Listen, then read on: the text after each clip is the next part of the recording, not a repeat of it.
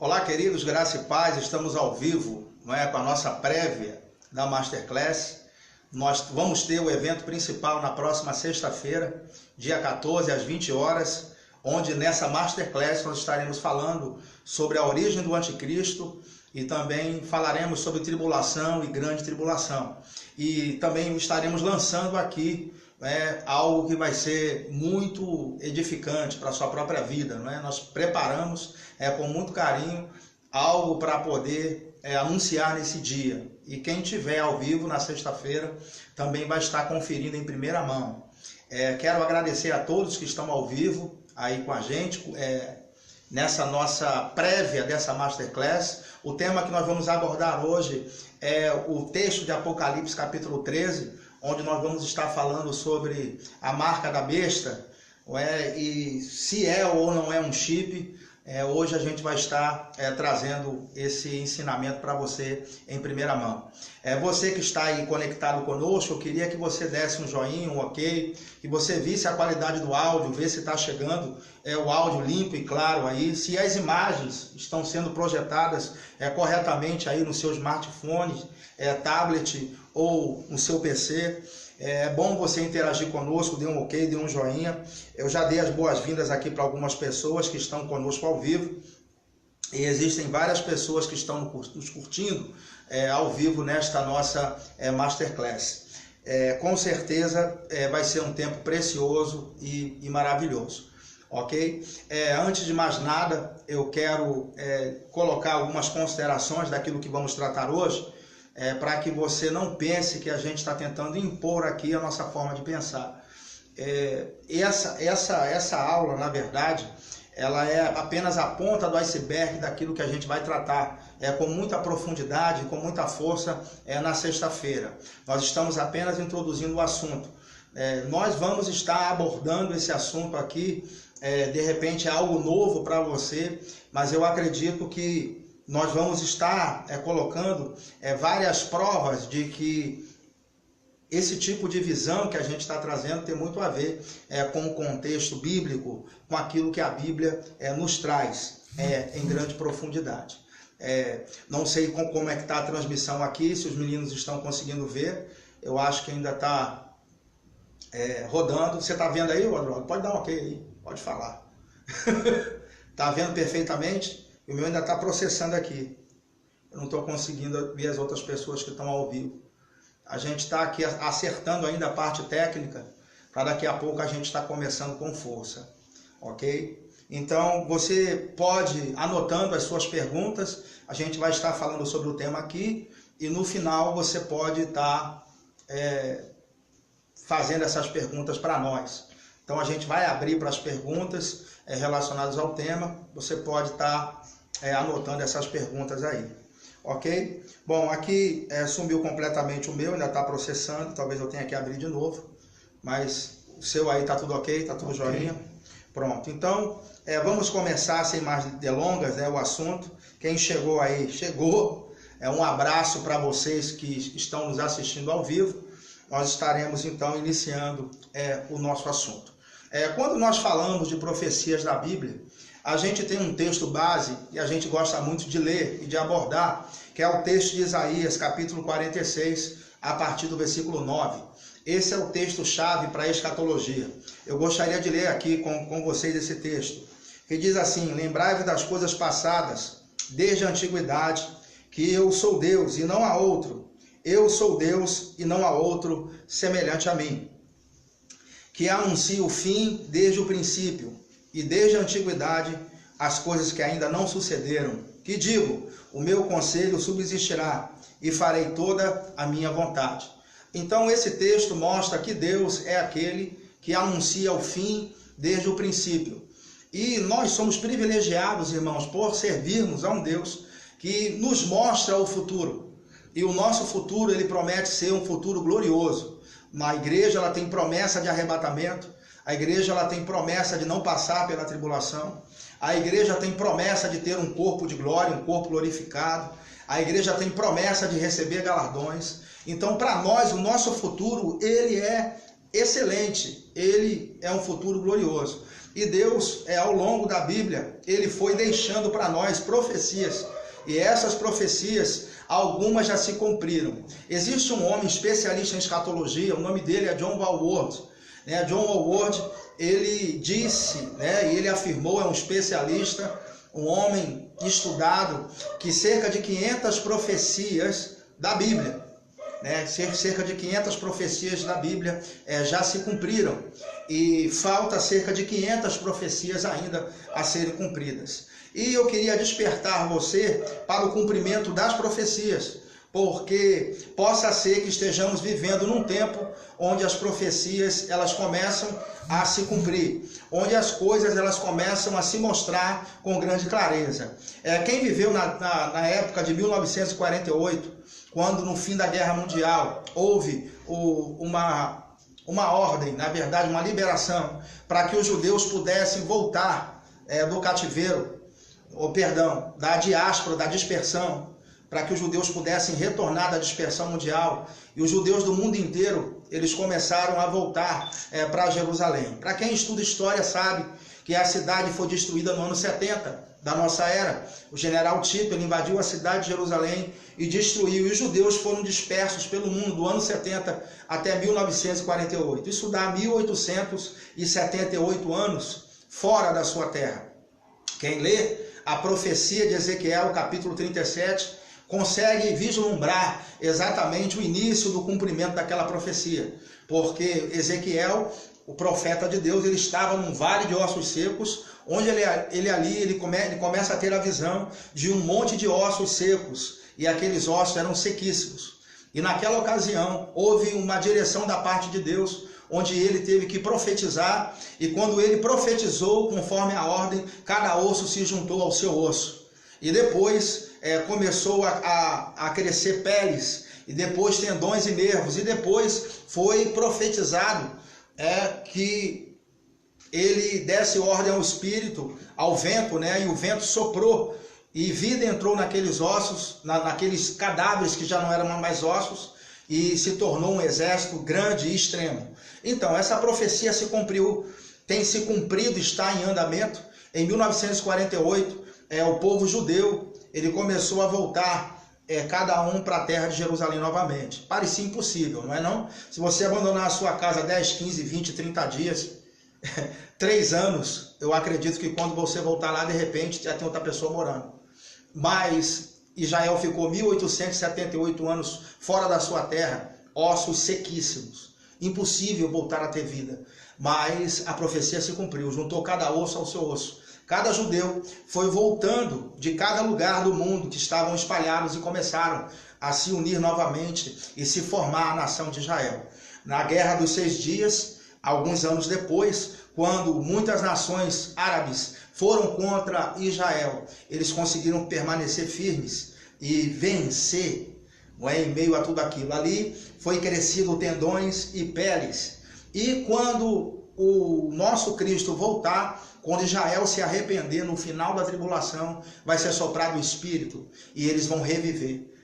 Então essa profecia está em andamento, mas quem viveu em 1948 pôde ver cada osso se juntando ao seu osso, conforme a profecia designou. Então, nós estamos falando sobre o cumprimento das profecias dos nossos dias. Eu consigo também olhar para a Bíblia e ver pessoas que estavam ligadas quanto ao cumprimento das profecias. Nós podemos olhar para a Bíblia e ver ela como um livro de resposta para a minha e para a sua vida. Alguém que esteja passando um problema financeiro, alguém que esteja atravessando um problema de saúde, alguém que esteja com uma situação difícil dentro de casa, no relacionamento, vai buscar resposta na Bíblia. Mas a Bíblia é mais do que isso. Ela é um livro onde as profecias da Bíblia estão em andamento, estão se cumprindo. E se estivermos ligados, a gente perceber, muitas das coisas que estão profetizadas já conseguem ser sentidas e percebidas por muitos. Amém? Eu quero te mostrar na Bíblia pessoas que estavam ligadas ao cumprimento das profecias. O primeiro texto que eu gostaria de compartilhar é Mateus capítulo 2, versículo 22, que diz assim: ouvindo, porém, que Arquelau reinava na Judéia, em lugar de seu pai, Herodes, temeu ir para lá, mas avisado em sonho por uma divina revelação, retirou-se para as regiões da Galiléia e foi habitar numa cidade chamada Nazaré, para que se cumprisse o que fora dito pelos profetas: ele será chamado o Nazareno.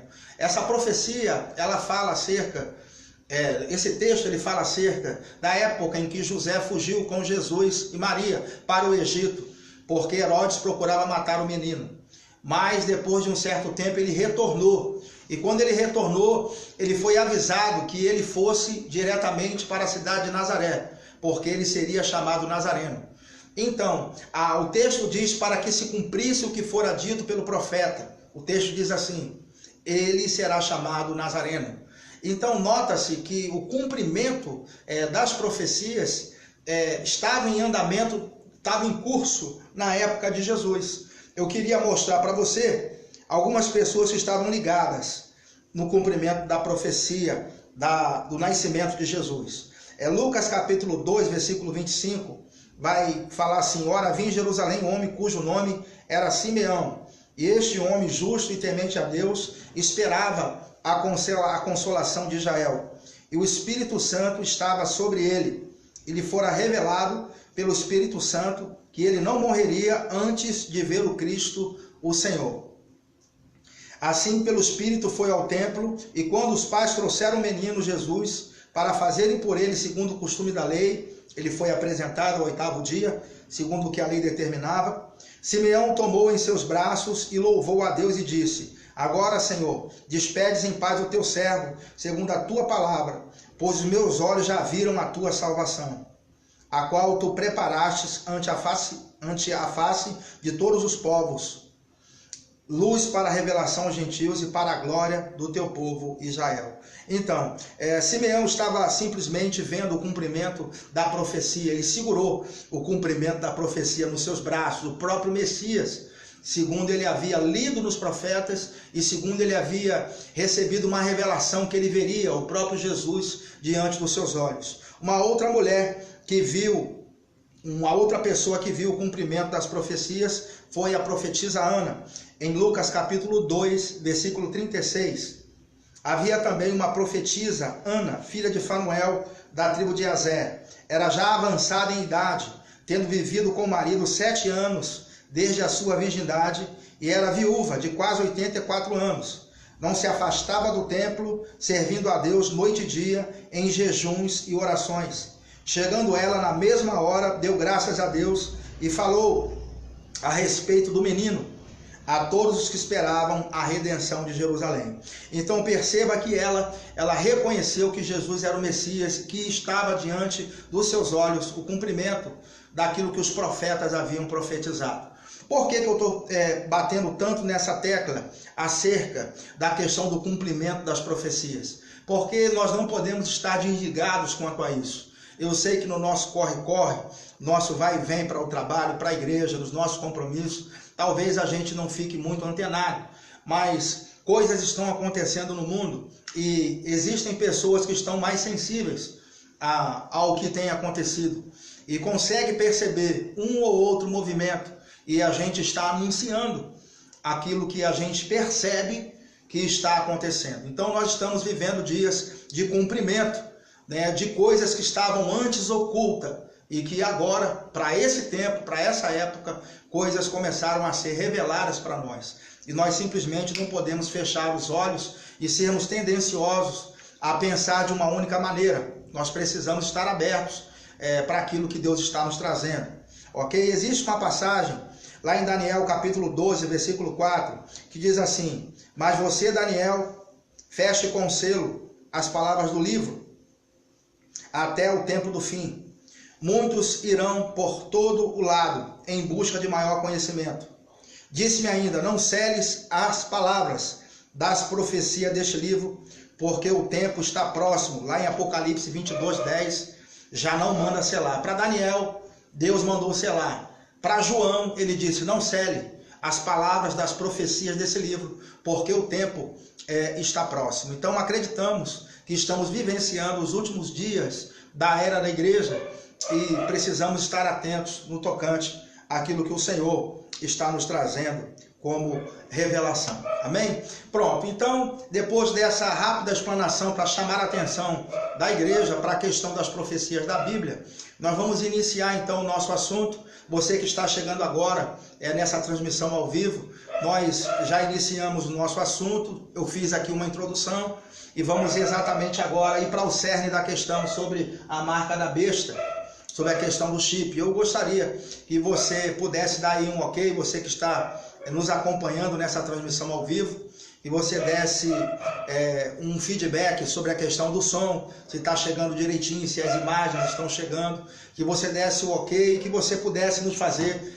as perguntas sobre o tema, ok? Você pode estar guardando essas perguntas aí, para que você possa estar fazendo. O celular apagou, foi? Você não conseguiu mais não? Cadê ele? Para eu abrir para você. Pronto. Ele está ativo, não é compatível. Pronto, a gente vai estar então continuando.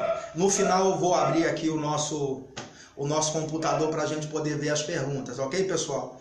Mas então vamos para o nosso tema, a marca da besta. Esse é um assunto muito interessante. Nós entendemos que é um assunto muito pertinente. Muitas perguntas são feitas em cima desse assunto. A gente que dá aula pelo Brasil, que viaja muito, nós recebemos, que ensinamos a matéria escatologia, vira e mexe, um ou outro aluno, ele chega para nós para nos fazer perguntas sobre esse tema. E nós estamos aqui hoje para poder, de alguma forma, trazer clareza sobre esse assunto para vocês. Aqui, Adoraldo, veja se você consegue no meu tablet. É necessário que a gente tenha esse feedback dos nossos irmãos que estão nos ouvindo. Então, abre aí no Face. Tá ótimo aqui. Veja direitinho. Já responderam aqui, tá ótimo o som, está tudo perfeito.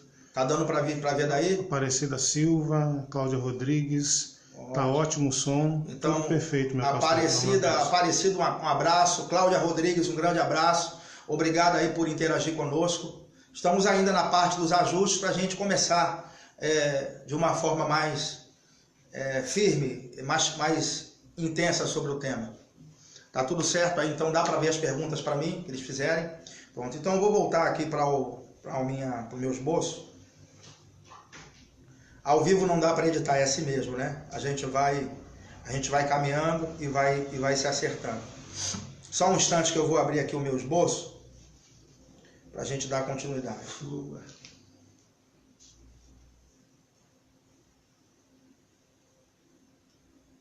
Glória a Deus. Então, anotem as perguntas, pessoal, e no final a gente vai estar respondendo a vocês. Ok? Então, vamos lá para o nosso tema. Pronto, então, essa pergunta é feita para nós direto. E, pastor, e o chip? E a questão do chip? Será que o chip é realmente essa marca que ninguém vai poder comprar ou vender se não tiver essa marca? O anticristo vai ter o controle mundial através dessa tecnologia, onde as pessoas serão monitoradas. Será que é isso? Bom, queridos, eu acredito que uma tecnologia como essa seria importante para fazer monitoramento, mas precisaria das pessoas quererem colocar, né, essa tecnologia. Mas a gente tem que entender que o livro do Apocalipse, ele nos é apresentado de uma forma sequencial. Muita gente não defende dessa forma, mas eu vejo o livro do Apocalipse como uma grande sequência. Se a gente for prestar atenção, a gente vai perceber que do capítulo 6 ao capítulo 18, não ocorre nenhuma citação da igreja nesse período. E a questão do capítulo 13, que fala da marca da besta, ali no capítulo 13 especificamente, ele fala sobre a marca da besta, mostra que a igreja não vai estar mais na terra. Quer ver a divisão do livro? Então vamos lá. Capítulo 1, a gente vê a introdução do livro. Capítulo 2 e 3, carta às igrejas da Ásia. Capítulo 4 e 5 do livro do Apocalipse mostra a igreja no céu. Capítulo do 6 até o 18, não existe nenhuma citação da igreja. É o período da tribulação. Do 6 até o 18 é a tribulação em si. Não aparece nada referente à igreja. Você vai ver tudo referente a Israel, referente aos gentios, mas nada referente à igreja. Por quê? A igreja foi arrebatada lá no capítulo 4. Então, eu vejo que é uma grande sequência. Capítulo 19, segunda vinda de Cristo. Você pode comparar o capítulo 19 de Apocalipse com o capítulo 24 de Mateus. Ele vai mostrar ali a segunda vinda de Cristo, onde todo olho verá. E a igreja descendo com Cristo. Capítulo 20 e capítulo 20 mostra o milênio. Capítulo 21 e 22 de Apocalipse mostra o estado eterno, a eternidade.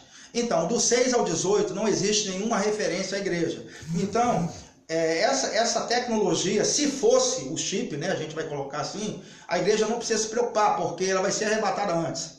Então, mas eu tenho para mim que não é o chip, e a partir dessa nossa explanação de hoje, você vai concordar comigo que também não é, tá certo? Mas nós vamos deixar essas questões para o longo da aula, ok?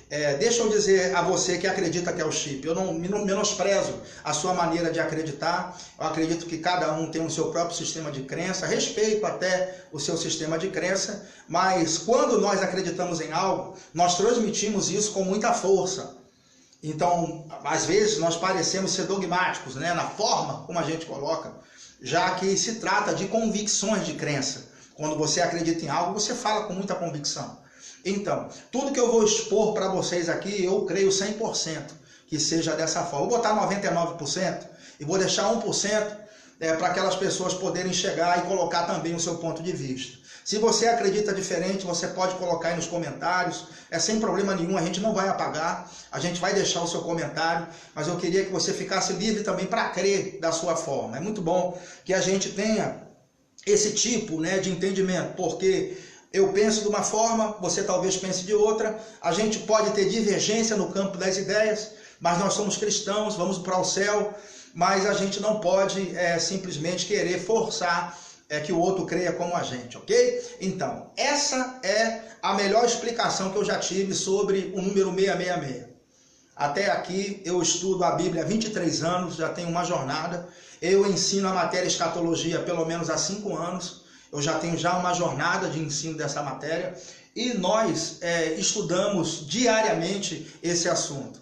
Nos debruçamos sobre os textos da Bíblia e procuramos entender. Até aqui, o que eu começo a ensinar hoje, essa é apenas o iniciozinho daquilo que a gente vai ensinar, porque na sexta-feira vamos ter esse aulão, ok? Onde a gente vai estar mostrando a origem do anticristo, todo esse conhecimento que a gente vai estar trazendo aqui, com muita profundidade, com muita força, ele sela, na minha opinião, ok? Essa é a minha opinião. Ele fecha completamente o ciclo escatológico. As perguntas que eu tinha, elas foram todas respondidas até aqui. Talvez surjam mais perguntas, mas até aqui eu sou muito satisfeito com aquilo que Deus tem nos mostrado através desses ensinamentos que a gente vai começar a partir de agora, ok? Então vamos lá, sem mais delongas, que você já está até ansioso para a gente começar logo. Ok? Então vamos lá. A marca da besta seria o chip? Bom, eu já disse aqui que, ao meu ver, talvez não seja. Seria um código? Seria um código? Seria um número a ser calculado? Se é um número a ser calculado, por que ninguém nunca conseguiu chegar nessa conta, nessa bendita conta? Já vai aí, a gente aí com 2000 anos, que Cristo se foi, que João escreveu o Apocalipse, já vai aí mais ou menos aí 1900 e poucos anos, não é? E ninguém nunca conseguiu calcular. Nós estamos vivendo uma época onde a gente vê homens inteligentíssimos, físicos, matemáticos, a ciência realmente se multiplicou, como a palavra de Deus diz, e ninguém nunca chegou nessa conta, porque na minha opinião talvez nunca foi um número, certo? Para mim, nunca foi um número e eu vou te dizer o porquê já já. Então, vamos avançar aqui. Para a gente responder essa pergunta, nós precisamos ir lá nos textos originais. É necessário que a gente vá olhar uma ciência chamada crítica textual. É aquela ciência que ela vai olhar os textos, as cópias dos textos originais, e ali eles vão começar a trazer para nós um panorama de algumas palavras, de algumas alterações naquelas palavras, ok? Então, como surgiu a crítica textual? Essa aqui é uma ciência, ela surgiu logo na época, um pouco antes ali da Reforma Protestante, né, houve um movimento chamado Renascimento. Esse movimento era uma tentativa por volta aí do ano 1000, do século XV. Esse movimento visava fazer um link com a Idade Antiga, porque nós sabemos que a igreja, ela surgiu, os apóstolos morreram, vieram os pais da igreja, esses homens foram muito importantes, eles começaram a preservar muitas das doutrinas, muitos livros que a gente tem hoje foram escritos por esses homens, eles começaram a fixar algumas doutrinas, começou-se o período de estabelecer a teologia sistemática, porque nós olhamos para a Bíblia, está tudo junto, mas se eu quiser estudar sobre salvação, se eu quiser estudar sobre o inferno, sobre o Hades, sobre os anjos, então eles começaram a separar angiologia, soteriologia, amartiologia, escatologia, começaram-se a separar as doutrinas para que pudessem estudar parte a parte. Então esses homens foram importantes. Mas depois de um certo tempo, a igreja, ela por volta ali do século V, ela se romanizou, vou usar o termo romanismo, ok? Ela se romanizou e a partir daí o governo ficou centralizado em um único homem, as Bíblias foram impedidas de serem lidas pelo público comum, só os clérigos poderiam ler as Escrituras, o povo, a grande maioria, ficou ignorante, não tinham acesso ao conhecimento. Esse período é chamado como Idade das Trevas, ou Era das Trevas, onde a igreja mergulhou, onde o mundo mergulhou em 1000 anos em trevas, se afastando da palavra de Deus, ok? Então, foi nesse período que começou, então, esse renascimento, que visava fazer um link com a Idade Antiga. A Idade Antiga é a idade onde as pessoas buscavam o conhecimento, elas buscavam o entendimento, o saber, os gregos, principalmente a filosofia grega, eles buscavam as respostas, por que estamos aqui, para onde vamos quando morrermos, regras para viver em sociedade, toda a questão política, de relacionamento com as pessoas, ciência. Então esse período da Idade Antiga foi importante, mas foi abafado por esses 1000 anos de Era das Trevas, ok? Então esse renascimento é um link com a Idade Antiga, onde se voltou a pegar os textos, e eram os textos de Platão, de Sócrates, de Aristóteles, outros filósofos, e também acabaram por pegar a Bíblia também e começaram a trazer uma crítica em cima dos textos, comparando as cópias que existiam, uma com a outra, e vendo qual era o original, na tentativa de se chegar mais próximo do texto original possível. Então se surgiu a crítica textual, certo? Esse aqui é o manuscrito grego, como você percebe, está bem envelhecido.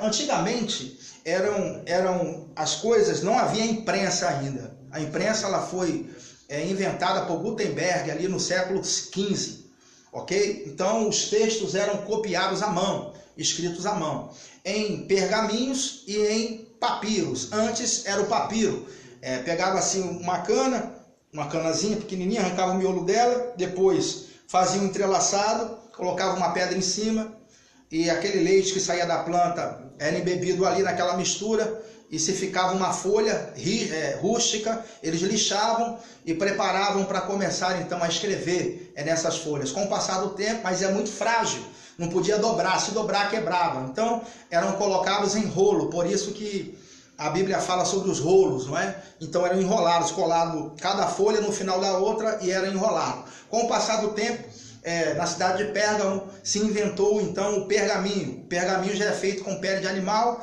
e já tem mais uma durabilidade maior, certo? Mas os textos eles eram escritos todos à mão.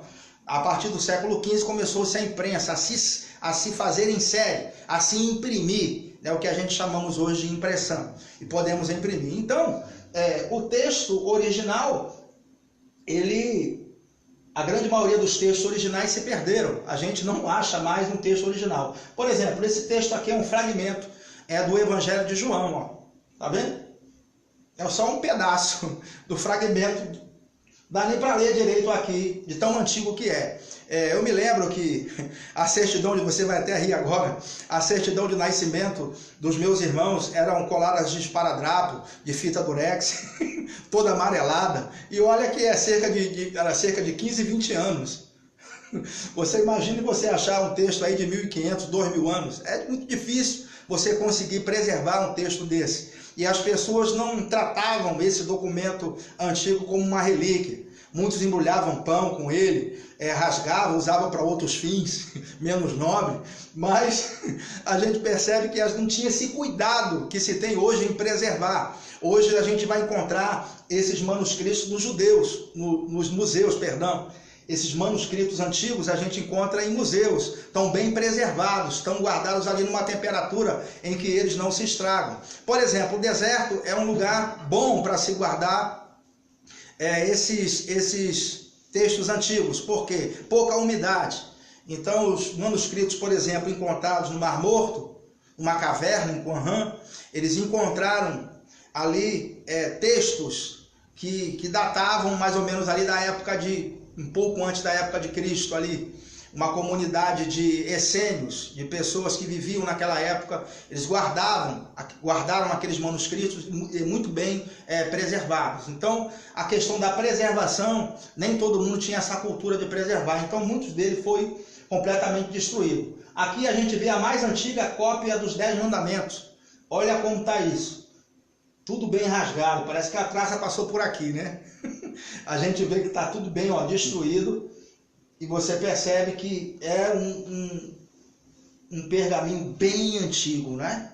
É muito antigo mesmo, certo? Então, quando alguém se depara com esse pergaminho e se pegar outro de um copista, de alguém que copiou, é muito comum você ver erros, porque a gente agora vai falar do processo das cópias.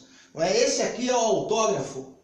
Não é o autógrafo que os artistas famosos dão, não. O autógrafo significa feito pelo próprio autor. Por isso a palavra autógrafo.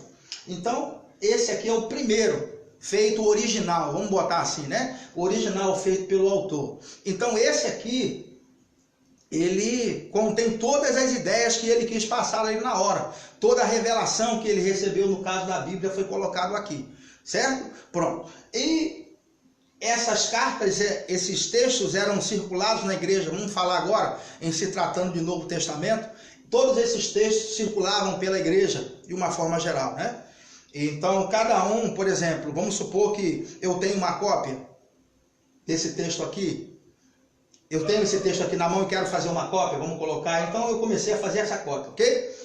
Então, quando eu terminei essa cópia aqui, se eu cometi algum erro, certo? Eu cometi algum erro nessa cópia, pronto, ela ficou comigo.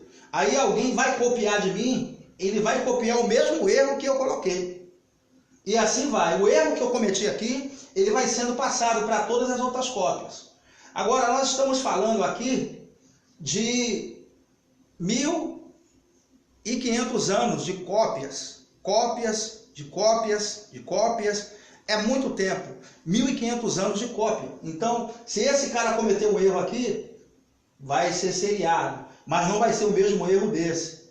Então, a gente vai ver que os erros, eles são diferentes, em pontos diferentes. Às vezes, erros que não são intencionais, como de repente uma preposição, um artigo, e de repente alguém querendo guardar uma certa doutrina, ele vai trocar uma palavra aqui, uma palavra ali, mas nada que comprometa a nossa fé, ok? Eu quero te tranquilizar.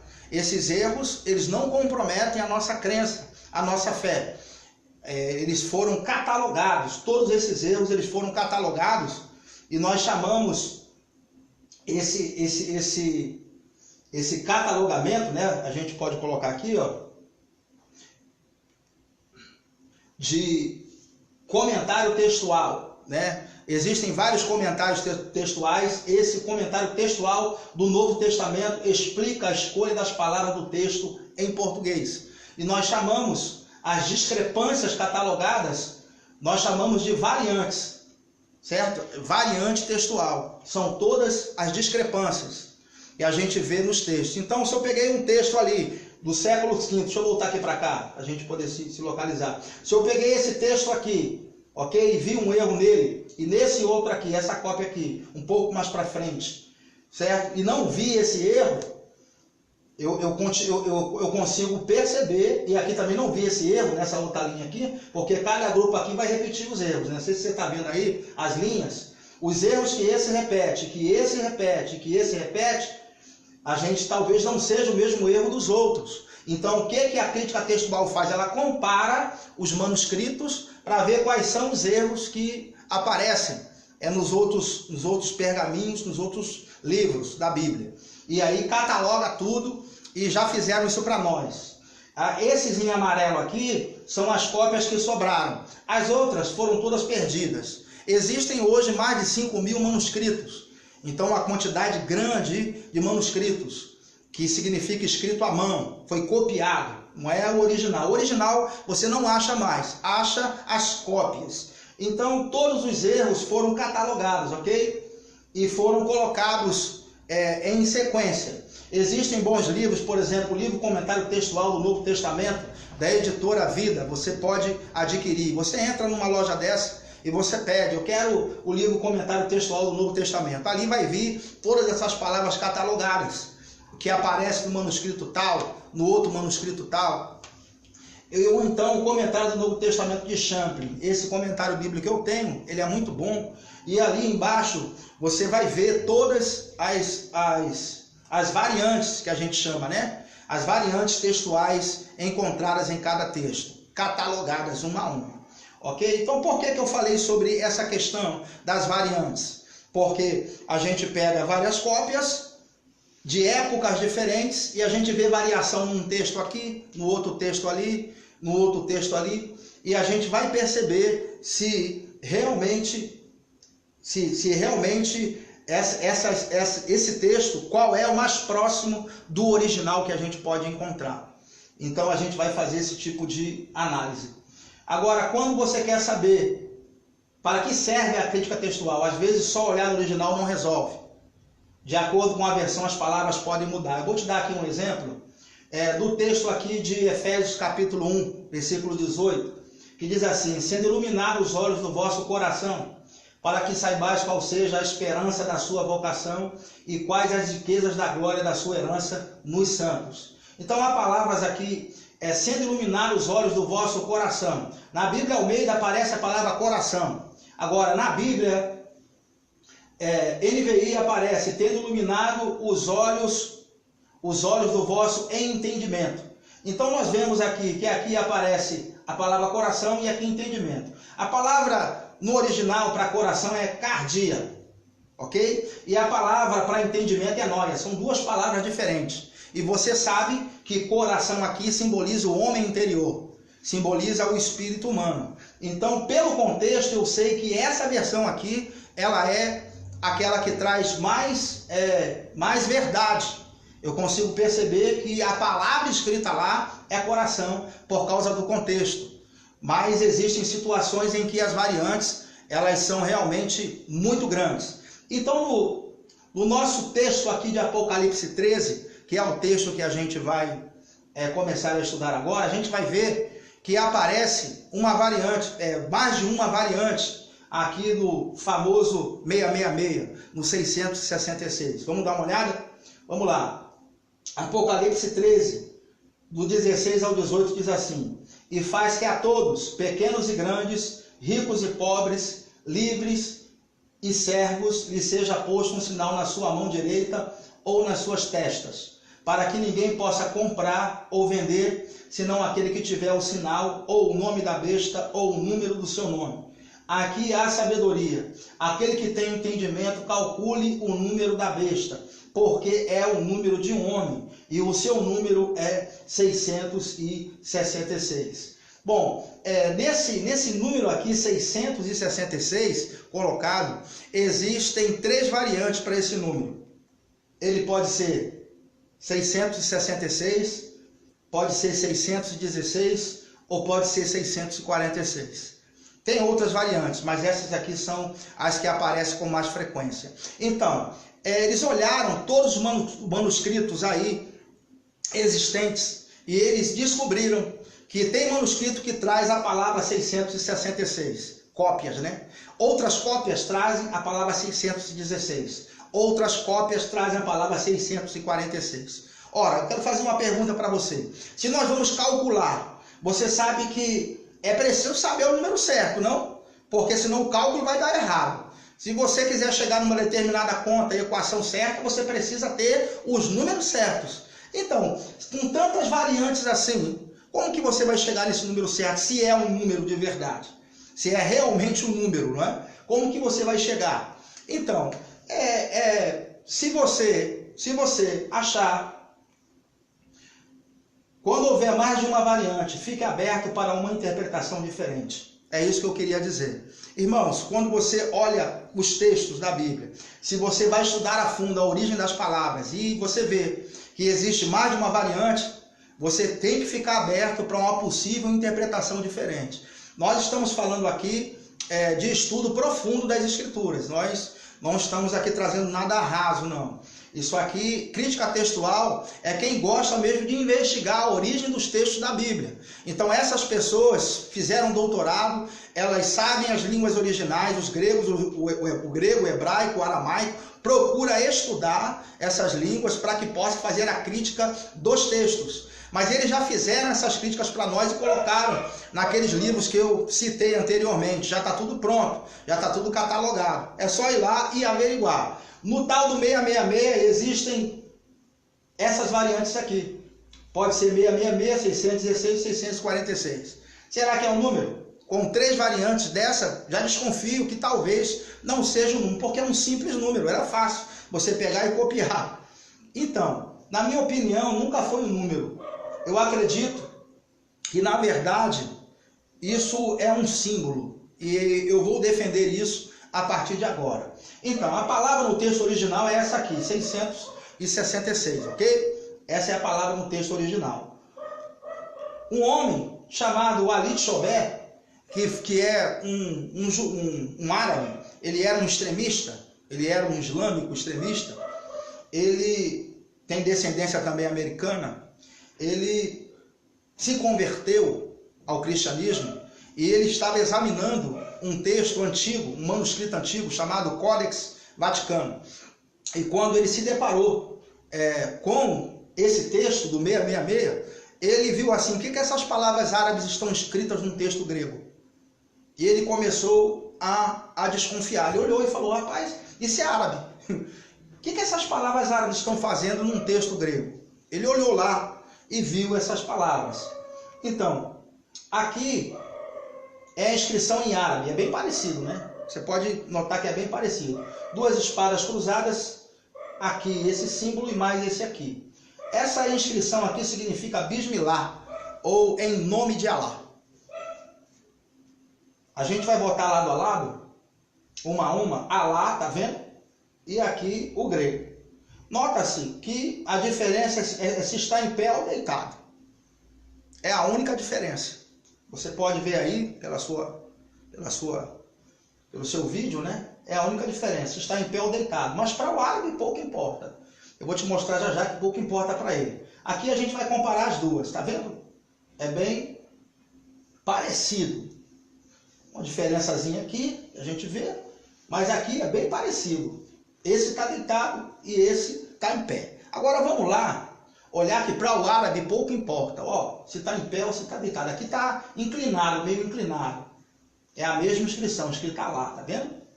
Aqui a gente vai colocar eles bem próximos. A gente percebe que existe, na verdade, uma certa semelhança, e uma semelhança muito grande.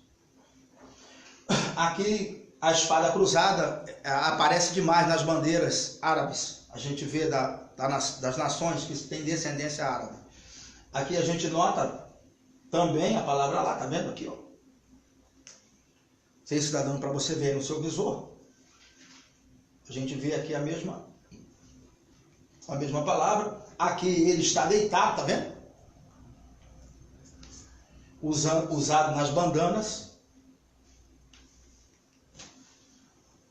O que eu acho que aconteceu, certo? Isso aqui é o que eu creio que aconteceu? João, ele viu essas letras, na verdade, esses símbolos, nas bandanas. Ele viu esses símbolos em forma de bandana também para o braço, ou em forma de tatuagem. Ele viu isso aqui e ele desenhou conforme ele havia visto no texto original. O que os copistas fizeram?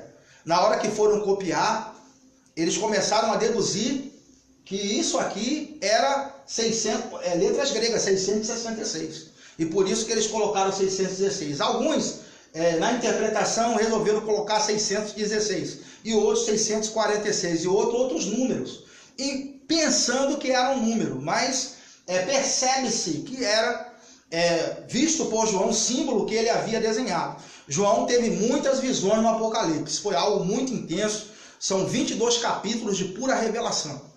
Certo? Então eu acredito que João ele tenha visto esse símbolo e os copistas, na hora que foram copiar, eles colocaram como número. Porque para um simples número, a única explicação para ter tanta variante que eu achei mais plausível foi essa. Se você achar uma outra explicação para tanta variante, você pode deixar aí que eu gostaria de ouvir. Mas, na minha opinião, essa parece ser a mais acertada. Eu vou continuar aqui a mostrar para você algumas coisas interessantes. É bem parecido, né? A diferença é que um está deitado e o outro está em pé. Olha só esses símbolos sendo usados aqui em bandanas, ok? Na cabeça. Tudo extremistas islâmicos, todos eles de grupos diferentes. De acordo com o Hebreu Léxico, a palavra grega para marca aí no texto, a marca usada em Apocalipse 13, a palavra grega é charagma. E sugere algo como uma bandana ou como um distintivo usado. Isso já é usado pelo exército muçulmano. Esses símbolos que a gente acabou de mostrar já é usado em ataques terroristas. Isso aí a gente já vê e já é usado por eles. Eu vou mostrar aqui para vocês, tá vendo? Aqui é uma bandanazinha para o braço e aqui outra para a cabeça. Essa é para o braço e essa aqui é para a cabeça. Por isso lá na mão direita, né, que diz lá, a bandanazinha, a marca na mão direita ou então na testa. É claro que os mais radicais vão até fazer tatuagem. A coisa mais simples que a gente pode dizer sobre isso. A frase mão direita, no mesmo verso derivado do grego, dexios, também pode ser traduzido como lado direito ou braço direito. Não é apenas mão, mas pode ser traduzido como braço, também como braço direito. A tradução ali da língua original.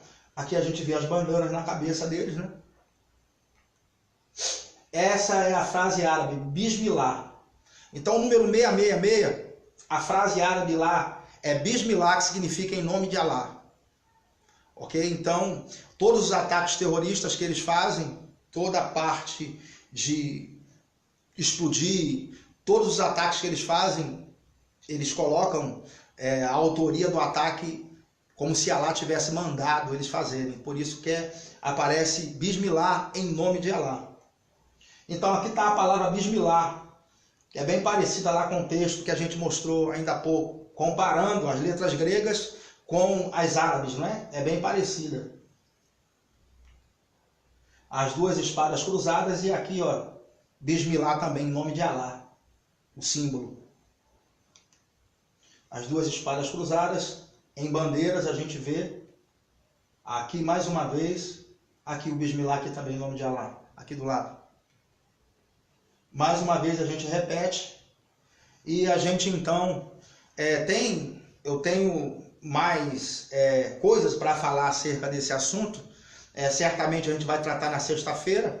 Eu estou apenas começando aqui a te mostrar, e vamos ver como é que fica a tradução, se a gente traduzir a palavra 666 por Bismillah, em nome de Allah, como fica, certo? Então vamos ver a tradução como fica, mas antes eu queria justificar as palavras números, não é? E a palavra contar, que está ali no texto que a gente acabou de ver de Apocalipse 13.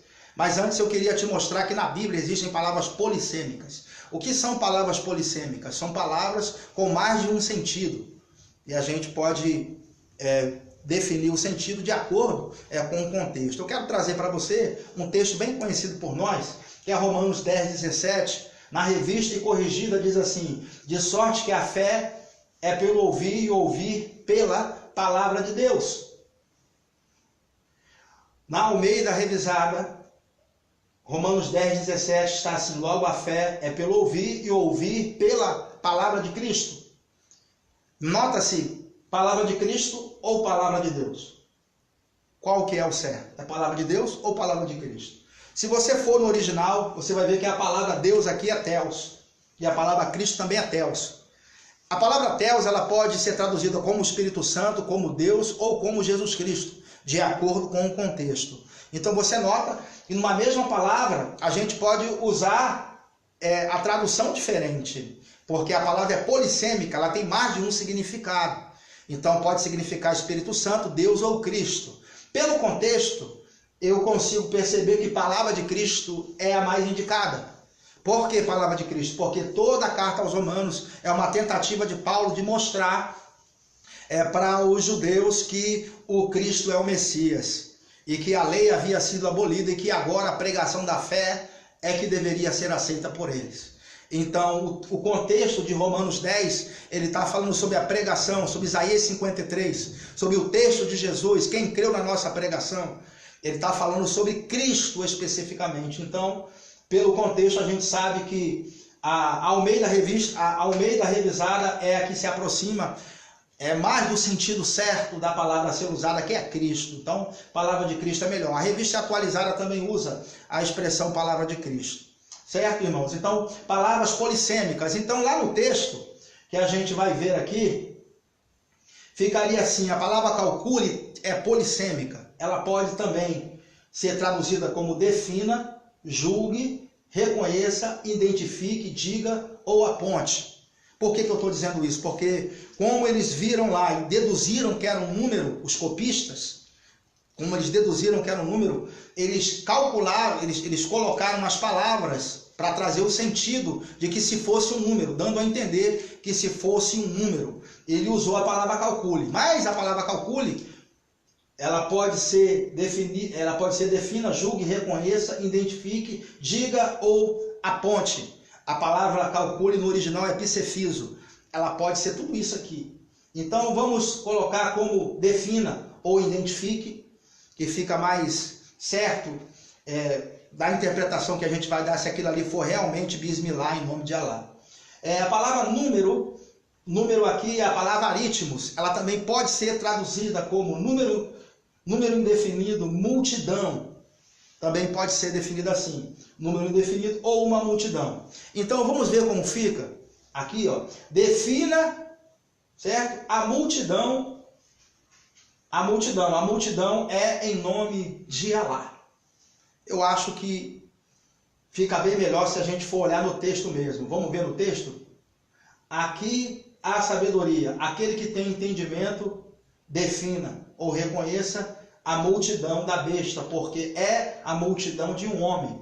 E a multidão é bismillah, em nome de Allah. Então fica bem certinho se a gente for colocar o símbolo, não é, bismillah, eu acredito que dá muito mais coerência do que um número. Porque se a gente for pensar que ali é um número, qual que é? 666, 646, 616, ainda tem outros números. Que os copistas, na hora que foram transcrever o que João colocou no texto original, João já havia morrido, não dava para esclarecer, pensou, rapaz, isso aqui é um número, e botaram um número. Mas, irmãos, eu acredito que seja um símbolo que João viu, e bismillah, em nome de Allah, é o que se aproxima mais perto de uma interpretação coerente. Então toda a história do chip você já pode esquecer, porque não me parece que seja algo desse tipo. Nós estamos estudando escatologia há algum tempo e para mim é o que me parece mais correto. Se você tiver uma outra visão, eu respeito, tudo bem, mas na minha opinião eu estou 99% de certeza de que isso aqui é a interpretação correta ali no texto da marca da besta do chip. Eu não sei você aí, como você está, você já pode fazer as suas perguntas, que a gente já vai abrir para perguntas. Se você quiser fazer perguntas sobre o tema especificamente, arrebatamento da igreja, a gente vai aproveitar esse tempo para estar falando sobre isso também. eu queria ler com você para encerrar Ezequiel capítulo 37, citar Ezequiel 37, porque eles estavam vivendo, já citei lá no começo, né, em 1948, o cumprimento da profecia de Ezequiel 37. E por que tudo isso? Já tem uma hora, né, Lizardo? Glória a Deus, glória a Deus. E por que eles estavam vivendo em 1948 e nós estamos agora aguardando apenas o arrebatamento da igreja para que o restante da profecia para Israel se cumpra? Não é? Porque eles precisam reconhecer que Jesus é o Cristo e só vai reconhecer no final da tribulação. Nós seremos arrebatados antes, a gente sabe disso. Mas eu gostaria de ler Daniel 12:4, que diz: mas você, Daniel, feche com selo as palavras do livro até o tempo do fim. Muitos irão ali e acolá para aumentar o conhecimento. Então aqui Deus mandou Daniel selar. Em Apocalipse 22:10, Jesus dá um comando para João e diz: então me disse, não cele as palavras da profecia deste livro, pois o tempo está próximo. Queridos, nós estamos vivendo os últimos tempos. E por que essa revelação só chegou agora? Porque aprove a Deus só nos mostrar isso agora. Na verdade, eu estou sabendo disso aqui há pouco tempo, nesse ano que eu fiquei sabendo, e li alguns livros e me aprofundei um pouco no assunto. Mas isso aqui já vem há alguns anos atrás, já começou a ser essa outra linha de pensamento de que o anticristo, ele não vem da Itália, conforme se pensava que vinha, usando o texto de Daniel capítulo 9, ali no versículo 26, que diz: o povo do príncipe que há de vir destruirá a cidade. O príncipe que há de vir, ele está falando do anticristo, ok? Que também é um príncipe.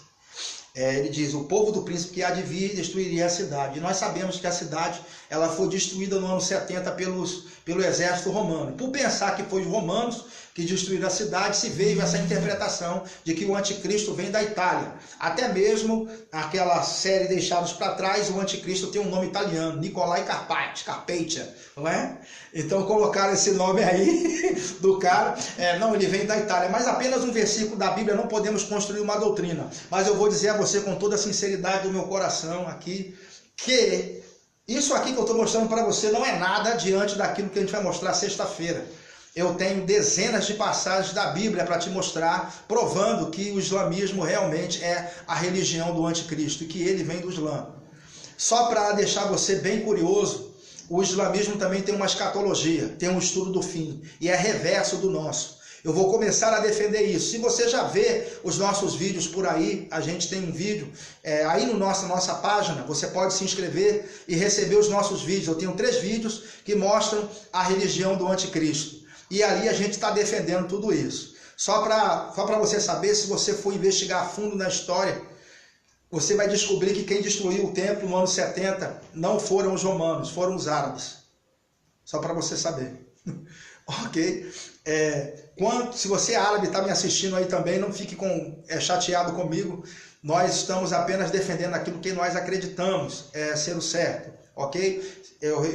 Se você é muçulmano também, está nos assistindo, eu respeito a sua religião, mas o que nós estamos procurando aqui é investigar os textos das Escrituras.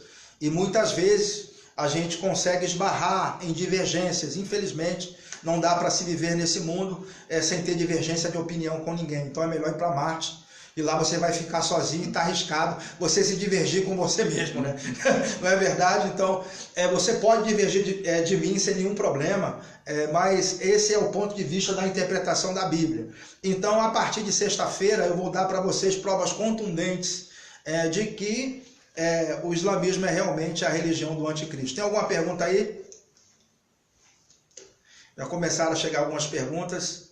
Bom, os irmãos vão estar falando aqui para mim, para eu poder estar... Estuda a pergunta. Não, alguns nomes que a gente conseguiu pegar aí. Sim, algumas pessoas que estão aqui ao vivo com a gente. A Sheila, a Maísa, o Nilson Diniz, o Paulo Henrique lá de Inhumas, a Aparecida, Joel, meu irmão Joel Mineiro aí de Minas. Um abração, querido. Deus te abençoe. Nosso irmão Ranieri, sempre fazendo perguntas na área da escatologia, sempre estudando escatologia, não apenas conosco, mas também com outros irmãos, como Saulo Stan, também, que é um grande amado amigo, que sabe muito essa matéria escatologia. Luan Leno, aí da igreja de Goianinha, um grande abraço. Nossa irmã Vânia, esposa do nosso amado irmão, esqueci o nome do varão agora, mas Um grande abraço, Vânia, Edivan. Um grande abraço, Vânia, esposa de Edivan. Deus abençoe vocês grandemente. Está aqui o Wagner, nosso irmão Wagner Adamesques Farias, nosso irmão lá de Calcaia, não é? Adamex. Um grande abraço para você também. Foi meu aluno de escatologia no ano de 2015, não é? Lá em Fortaleza. Nossa irmã Vanessa Pinheiro, Ana Cunha Gadelha, lá de Inhumas. Grande abraço, Ana, pastor Flaviano. Estou feliz aí com a obra de vocês em Inhumas. A igreja tem crescido. Eu estou muito feliz com o que Deus tem feito na vida de vocês. Quem sabe ano que vem não vou estar aí comendo aquele caldinho, aquela chica doida que só vocês sabem fazer. Sim! Fiz um caldo aqui, a chica doida, semana passada na igreja. O povo aprovou, o povo gostou. Uma grande bênção, hein? Tiquinho, manda um abraço pro Tiquinho. Diz aí que a gente vai no monte quando chegar aí, pra gente orar. Ulisses Santana, meu irmão aqui de Macaíba. Grande Ulisses, um abraço em Tatiana. Meu aluno do Rema aí na matéria História da Igreja esse ano. E quem sabe ano que vem a gente não vai dar escatologias também para vocês. Nosso irmão Ramon também, lá de Inhumas. Um grande abraço. Marcelo Leidiane Damasceno. Um grande abraço também para todos. Se a gente só anotou alguns números aqui, alguns nomes aqui, muito obrigado por você estar nessa nossa prévia, porque sexta-feira tem mais, com certeza, nossa prévia. O Paulo Henrique, lá de Inhumas, me fez uma pergunta agora: quem é a besta? E como ela é identificada na Bíblia? Bom, a besta tem duas bestas que aparecem no texto de Apocalipse capítulo 13. A primeira besta é aquela que sobe do mar, que é o anticristo, não é? A gente identifica ela como o anticristo, Paulinho. E a segunda besta, que faz sinais diante da primeira besta, é o falso profeta. Então a besta está identificada. Me parece que na primeira fase da tribulação, ali no capítulo 6 de Apocalipse, você logo vê quando Jesus abre, o primeiro selo, e sai um cavaleiro num cavalo branco. Ele tem um arco sem flechas, pode notar. Ele tem um arco sem flechas e ele sai para vencer. Nota-se que ele sai para vencer, ele não é vencedor. Aquele cavaleiro ali é o cavalo do Paraguai, certo? Não é o nosso Cristo, que vem no capítulo 19 montado no cavalo branco. Aquele ali é o anticristo do capítulo 6, certo? Um arco sem flechas, porque na primeira fase da tribulação, me parece que ele vem com uma falsa paz, ele vem com um tratado de paz. Ok? Quando disserem paz e segurança, então lhes sobrevirão repentina destruição. Nota que o texto que Paulo fala em Tessalonicenses, leis sobrevirão. Não fala nos sobrevirão, como se a igreja participasse. Bota leis sobrevirão repentina destruição. Na primeira fase ele vem com uma falsa paz, faz alianças, ok? Mas na segunda fase, ali no capítulo 13, já é a segunda fase da tribulação, ele aparece como uma besta, né? Como alguém que realmente sai a perseguir e a destruir. Então, é por isso que ela é identificada aí como a besta é o anticristo. Ok, meu irmão Paulo? Se não entendeu, deixa aí o comentário que a gente vai continuar te respondendo. A 666, na minha opinião, é um número e não um símbolo, mestre. Com embasamento em Apocalipse 13, 18. Ele diz, Apocalipse 13, 18. Vamos ler o que está escrito?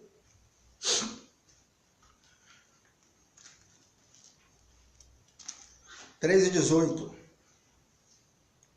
Aqui está a sabedoria. Aquele que tem entendimento, calcule o número da besta, pois é o número de homem. Como meu irmão entende, a palavra número é pisefiso, é aritmos, né? A palavra número é aritmos, que a gente viu ali. Aritmos pode ser traduzido também como número, mas pode ser traduzido também como defina, ou aponte, ou identifique. Então, na nossa tradução, a gente escolheu a palavra identifique o número da besta, porque é uma palavra polissêmica, cabe mais de uma tradução.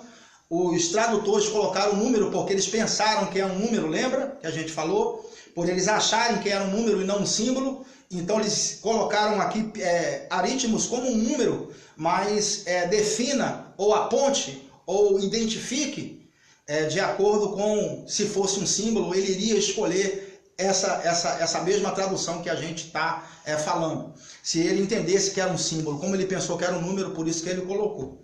Ok? Então a gente falou sobre isso. Tá número aí, mas é uma palavra polissêmica, ela pode ser traduzida com outras passagens. Lembra do texto que a gente leu, de Romanos capítulo 10, 17, onde em algumas traduções traz palavra de Deus, a fé vem pelo ouvir, ouvir a palavra de Deus, e outras, palavra de Cristo. É palavra de Deus ou palavra de Cristo? É de acordo com o contexto. Como eles pensavam que era um número, então eles definiram como apontar um número.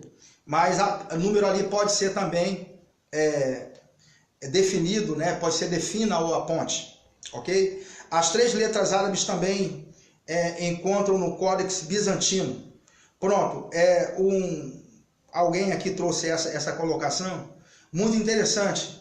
Ele viu o Códex Bizantino e ele viu também que essas 3 letras árabes aparecem lá. Nós falamos de Walid Shober, que foi aquele homem que se converteu ao cristianismo, que era um radical muçulmano, e que identificou no Códex Vaticano ali as palavras árabes, Bismillah, em nome de Alá. Ele viu essas palavras árabes que estão aqui no texto. Um outro irmão aí colocou aqui que as 3 letras árabes também se encontram no Códex Bizantino, não apenas no Códex Vaticano. Muito bom. Então, só confirmando aquilo que a gente está ensinando. Essa aqui eu vou guardar para ensinar da próxima vez. A gente já vai poder o irmão pode colocar a fonte, que o irmão descobriu isso aqui para a gente investigar depois. Coloca aí a fonte nos comentários. Muito bom comentário que o varão fez. Quem é a besta se referindo aos reis que são bem citados no 666? Como era identificada na Bíblia devido a isso? Não entendi a pergunta. Quem é a besta se referindo aos reis que são bem citados no 666, como era identificada na Bíblia devido a isso? Você está dizendo da aliança que a besta faz com os reis? Bom, a besta a gente sabe que é o anticristo, não é? Nós sabemos disso. Nós estamos aqui discutindo o 666, que na verdade a palavra é Bismillah. A multidão levantada que João pede para a gente identificar é uma multidão que vem em nome de Alá, ok? Mas a besta existe. A besta é o anticristo. Na verdade, a besta lidera a multidão. Nós vamos estar falando sobre isso, abrindo os textos da Bíblia, na nossa Masterclass, na próxima sexta-feira. Não perca. Eu tenho aí dezenas de textos para abrir com vocês, para comprovar que o anticristo ele vem do Islã. Não é só, isso aqui praticamente não é nada, eu estou só começando a acender a luz. Na sexta-feira é que o negócio vai pegar de verdade. Então você pode estar pesquisando, investigando. Se você quiser se antecipar, você já pode... aí mesmo na minha página tem um vídeo aí sobre o anticristo que eu coloquei, uma chamada que aparece o Donald Trump. Lá embaixo tem um linkzinho, você pode clicar, fazer uma inscrição, nós vamos enviar para você esses vídeos, para você assistir. Tem 3 vídeos gravados sobre esse assunto. O anticristo já está infiltrado na igreja? Alguém perguntou aqui. Eu acredito que o anticristo, ele vem do Islã, então não tem como ele se infiltrar dentro da igreja. O anticristo, ele é anticristo, ele é contra Cristo. A palavra anticristo simboliza isso. Anti significa contra. Ele é completamente contra Cristo. Isso a gente identifica muito bem quando a gente lê lá Paulo falando, né, que o anticristo ele se levanta contra Deus e contra tudo que se chama Deus ou é objeto de culto. Nós vamos ver na aula que vem que o anticristo ele estabelece uma única religião mundial e quem adorar outra coisa vai morrer. Ok? Ele pretende matar todos os infiéis. Certo? Então, ele é líder de uma religião. Nós vamos defender, não vou falar aqui não, porque eu vou começar a falar, eu vou entrar na outra aula com certeza. Mas o anticristo não está infiltrado na igreja porque ele é anticristo, ele é contra Cristo, ok? Raniel Firmino, é uma pergunta isso que ele fez. Sim. Do Códex. As 3 letras árabes também se encontram no Códex Bizantino? Rapaz, eu não sei. Eu poderia... Era uma pergunta que você fez, né? Não era uma afirmação. Pronto, a gente pode estar investigando e depois a gente pode estar falando, porque os bizantinos, né? Eles são lá da capital Bizâncio, Constantinopla, já é outra banda, né? Ali onde tem o maior número de manuscritos preservados, e foi a parte de Constantinopla. Eles realmente, a igreja grega que a gente chama, a igreja grega, os cristãos gregos são chamados assim, eles foram os que mais preservaram os manuscritos. Mas a gente pode estar dando uma olhada, varão, e na aula que vem está trazendo em primeira mão. Guarda aí essa pergunta que a gente vai trazer a investigação. Bom, Masterclass, sexta-feira, às 20 horas. Ok? Não perca. O tema vai ser a origem do anticristo. Isso aqui é só comecinho. Está só esquentando. E vamos trazer ali algumas coisas. Só para manter você curioso, qual é a única religião que mata por decapitação? Só para você começar a pensar. Qual é a única religião, desde o século VII, que mata por decapitação? Que o islamismo surge no século VII, em 610 ali mais ou menos, né? Maomé começa, então, a sua trajetória. Qual é a única religião que mata decapitando, arrancando a cabeça fora? E você vai ver isso em Apocalipse capítulo 6, a partir do versículo 9. E vi as almas daqueles que foram mortos por causa da palavra de Deus e por causa do testemunho que deram. Lembra do anticristo? Eles foram mortos por causa da palavra de Deus e por causa do testemunho que deram. E eles disseram assim: até quando, Senhor, não vingas o nosso sangue de nós que habitamos sobre a terra? Esses aí são os mártires da tribulação. A igreja é tomada antes da tribulação começar, mas vai haver conversão durante a tribulação. Isso aí a gente já tem estudado aqui. Se você tem alguma dúvida, vá no YouTube e veja alguns vídeos lá. Principalmente aqui mesmo na nossa página, tem Porque a Igreja Não Passa pela Tribulação. Eu vou trazendo para vocês que vai haver conversão durante a tribulação. Então, esses mártires, eles são mortos e eles aparecem também lá no capítulo 20 de Apocalipse, versículo 4, que lá diz que aqueles que foram mortos e decapitados por causa da palavra de Deus e do testemunho de Jesus, na segunda vinda de Cristo ressuscitam. Então eles foram decapitados ali, diz Apocalipse 20, versículo 4, por causa da palavra de Deus e por causa do testemunho que deram.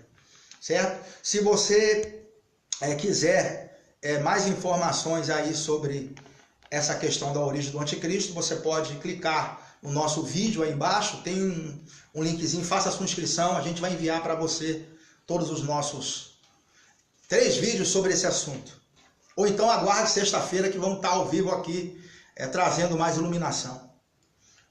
Está conosco minha esposa, né, Adriana Lira, não podia faltar. Cristina Mel é a cantora. Glória a Deus. João Toscano também, um abraço, Toscano. Renata Duarte, grande abraço, Renata. Irmã Renata. Ramon Lucas, já citei. Cláudia Rodrigues. Sheiliane, Karen e Ranieri Firmino. Um grande abraço, obrigado por estarem aí conosco ao vivo. Então, até sexta-feira, a gente vai estar às 20 horas ao vivo de novo. Agora, sexta-feira eu tenho um grande lançamento aqui para fazer, de algo que vai realmente edificar a sua vida. Foi algo que a gente ficou praticamente esse ano todo preparando para que pudesse te abençoar. Então, é muito importante que você esteja aí conosco. Um grande abraço, até a próxima.